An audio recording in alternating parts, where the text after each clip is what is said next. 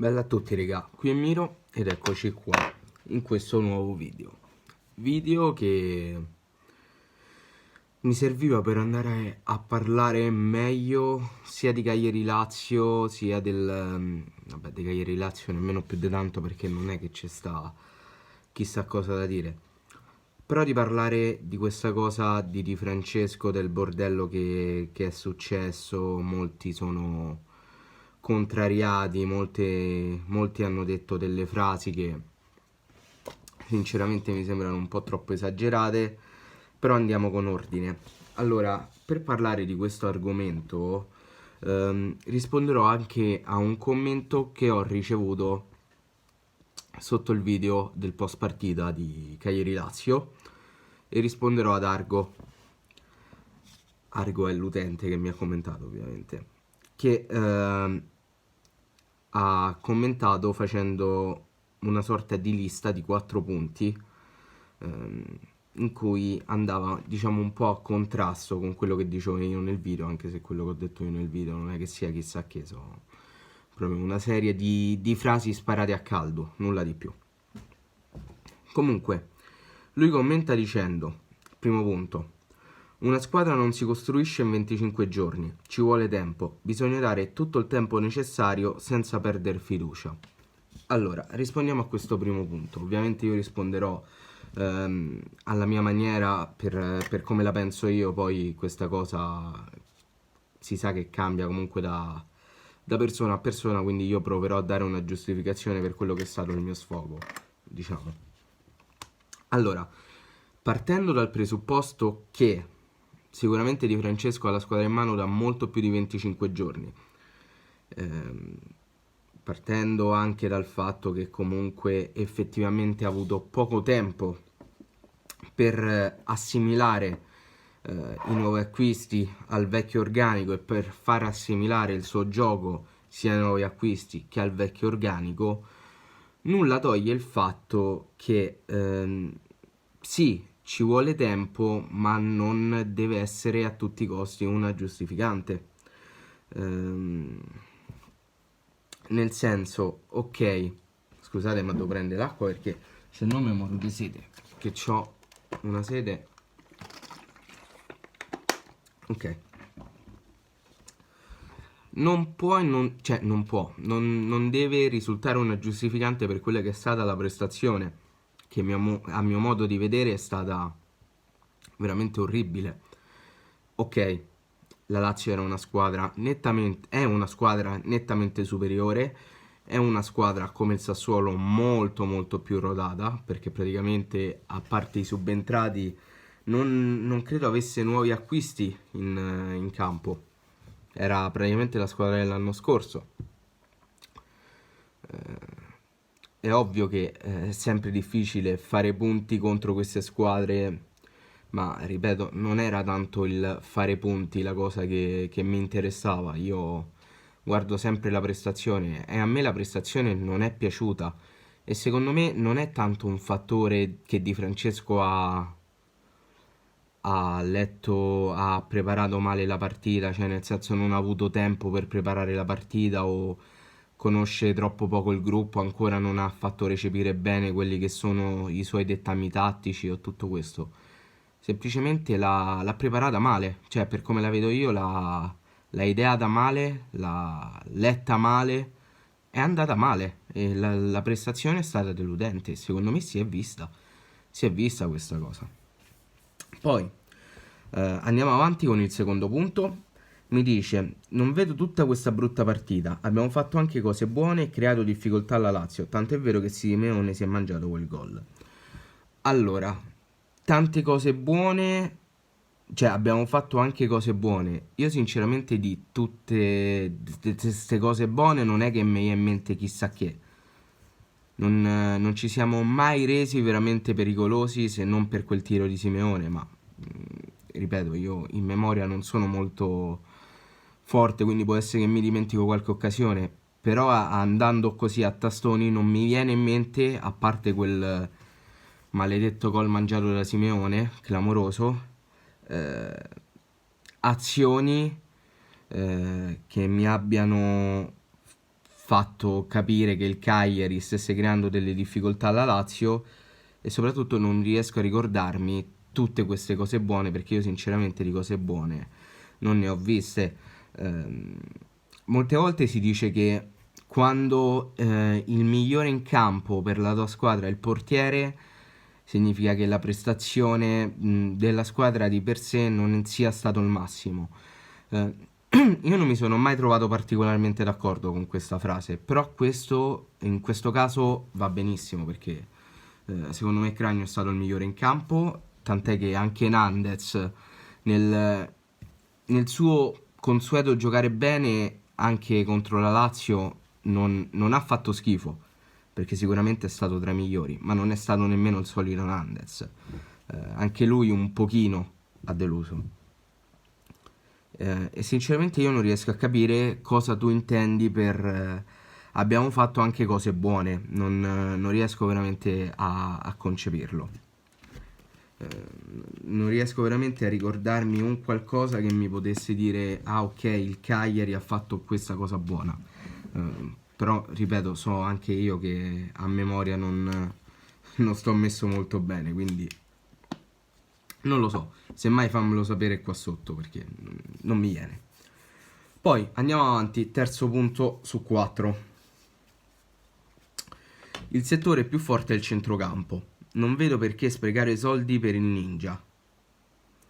Prendiamo un terzino destro e portiamo Faragò tra i centrocampisti e i centrocampisti. Io farei così.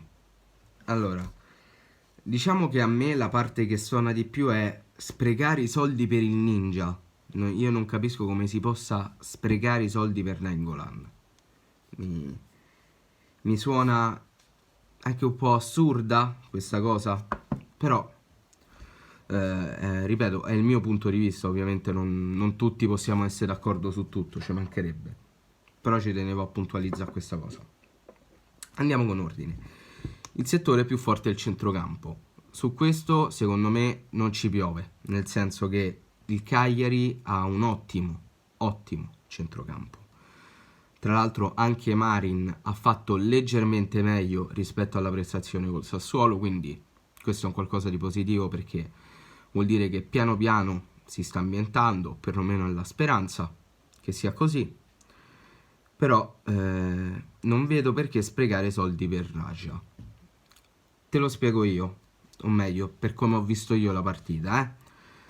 Secondo me, secondo me si è notato anche, scusate la ripetizione, contro il Sassuolo, manca una persona che faccia da collante tra tutti e tre i reparti, quindi da difesa, tra tutti e due i reparti, che non sia il centrocampo, quindi tra difesa e attacco, perché ci ritroviamo costantemente a palleggiare sia con i terzini che con i centrali.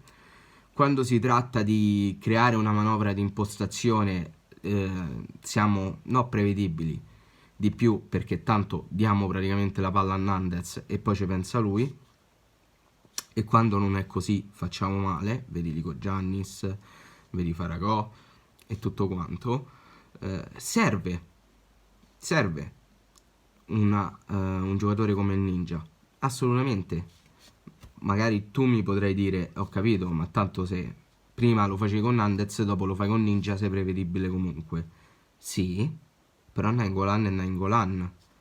Per quanto tu possa dire che si sprecano i soldi a prendere uno come Nainggolan, c'è anche da dargli atto che quello che sa fare lo sa fare molto molto bene, e per quanto possa essere prevedibile, lui comunque ti dà la possibilità di incollare i due reparti e quindi di fare una manovra di impostazione che sia a volte breve, nel senso un tocco di prima e parti con l'1-2 e vai in avanti.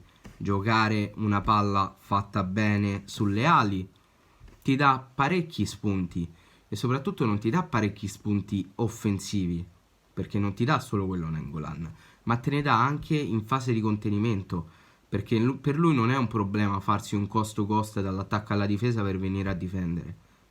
Tu praticamente con un giocatore c'hai un incontrista, uno che ti imposta il gioco, un finalizzatore, un fantasista, un regista che secondo me nel gioco di Di Francesco serve da morire e manca.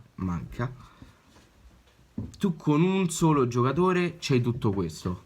Per questo a me fa strano considerare l'acquisto del ninja come uno sprecare i soldi, perché secondo me non lo è, anzi è la mossa più utile e intelligente che tu possa fare. Lo so, costerà parecchio perché da quello che si dice comunque se tornerà sarà un prestito con obbligo tra i 10 e i 16 milioni, che non sono pochi, quello non ci piove. Prenderà 3 milioni di ingaggio e anche quelli non sono pochi, però per come la vedo io li vale tutti. Li vale tutti perché il Cagliari ha bisogno di lui vuole tornare a Cagliari, è un binomio perfetto, quindi non vedo il motivo per non farlo tornare. Poi non so se magari a te non piace o cose simili, però vabbè. Continuando sempre su questo punto, hai detto anche prendiamo un terzino destro e portiamo Faragò tra i centrocampisti. Io farei così. Allora, tra l'altro in un altro commento, questo me lo ricordo, hai scritto anche un'altra cosa che risponderò anche a quella. Allora, prendiamo un terzino destro e portiamo Faragò tra i centrocampisti. Allora, sul prendiamo un terzino destro tu mi trovi totalmente d'accordo. Non so se Zappa sia pronto o meno, le 2 volte che ho entrato col Sassuolo ha fatto un po' meglio, contro la Lazio non mi ha fatto impazzire, ha perso anche qualche pallone in maniera stupida, però comunque è un ragazzo giovane e da lui riesco a tollerare più errori rispetto a un Faragò. Quindi su questo mi trovi totalmente d'accordo, ma sul portarlo ehm, al centrocampo non mi trovi d'accordo, perché ok che Faragò fa decisamente meglio quando gioca da mezzala, ma il suo fare decisamente meglio quando gioca da mezzala risulta secondo me comunque insufficiente per quello che è il Cagliari. Nel senso, se vogliamo fare un palese salto di livello, secondo me uno come Faragò a centrocampo non ci può stare, ma decisamente no. Al massimo lo tollero, se lo devo ritenere un centrocampista, lo tollero come riserva dei Caligara, se lo devo considerare un centrocampista, perché altrimenti secondo me non ne vale nemmeno la pena. Ripeto, se fosse stato per me, con tutto rispetto per l'uomo, ma io gli avrei rescisso il contratto, perché mi dispiace. A me mi dispiace a livello umano, ma non è possibile andare avanti. E rispondendo anche all'altro commento, che però non c'è scritto qua, non mi ricordo rispondendo a chi avevi detto che forse tutti ci stiamo concentrando un po' troppo nel trovare in Faragò il capro espiatorio di tutto questo. Ti stai sbagliando, perlomeno per quello che dico io da anni, perché io da anni sto dicendo che Faragò non può giocare come terzino destro, ma non solo io lo sto dicendo, siamo in tanti a dirlo, e quindi non è trovare un capro espiatorio in Faragò, perché io non sto dicendo che Faragò ci ha rovinato la partita, che Faragò ci ha fatto perdere la partita, che abbiamo perso solo per colpa di Faragò, assolutamente no. Però è un dato di fatto che lui non riesce a giocare come terzino destro. Poi rispondendo anche a un altro commento che hai fatto, dicendo se non può giocare come terzino destro perché tutti continuano a schierarlo, è la stessa domanda che mi faccio io, perché per carità non sono un allenatore, non sono un esperto, non so niente di calcio, non so assolutamente un cazzo, però io vedo quelle che per me sono delle prestazioni indegne, ma da anni, in un ruolo in cui gioca come adattato, e lo ha ammesso anche Di Francesco, però continuo a vederlo titolare lì. Io non riesco a capire il motivo. Prima era Rastelli, poi era Lopez, poi Maran, Zenga, tutti continuano a farlo giocare a terzino destro e io non riesco a capire il motivo. Non riesco a capire il motivo. O in allenamento fa il fenomeno, perché se no non si spiega. Veramente. Non riesco a capire come sia possibile, perché secondo me quello che fa in campo è palese, cioè nel senso si vede che gioca male. Fa fatica, fa decisamente fatica, però nonostante tutto è lì. Nonostante tutto è lì. E rimane un mistero per me, devo essere sincero, rimane un mistero. Comunque, andiamo all'ultimo punto, anche perché stiamo già a un quarto d'ora di video. Un'ipotesi potrebbe essere anche il 4-2-3-1, ipotesi tattica ventilata anche dal mister all'inizio della preparazione, con João Pedro come trequartista. Allora, il 4-2-3-1 sicuramente è un modulo che il mister adotta sia a partita in corso, anche se non è proprio un 4-2-3-1, è più un 4-5-1, ed è sicuramente un ruolo, un modulo che il mister conosce bene perché l'ha usato alla Roma anche. Non è male, perché non è male come modulo, a me piace molto, ci sta, perché ti permetterebbe anche di sfruttare più giocatori come magari Despodov, magari potremmo vedere Lumumbo, non lo so. Comunque ti permette di dare innanzitutto magari un po' più di foltezza a centrocampo, anche se davanti so tre trequartisti e una punta, anzi un trequartista, due esterni e una punta. Però comunque ti permette di avere più spunti sulle fasce, non lo so. João Pedro come trequartista molti lo considerano seconda punta, io secondo me João Pedro è un trequartista, è sempre stato un trequartista che può giocare anche nel ruolo di seconda punta, quello sì.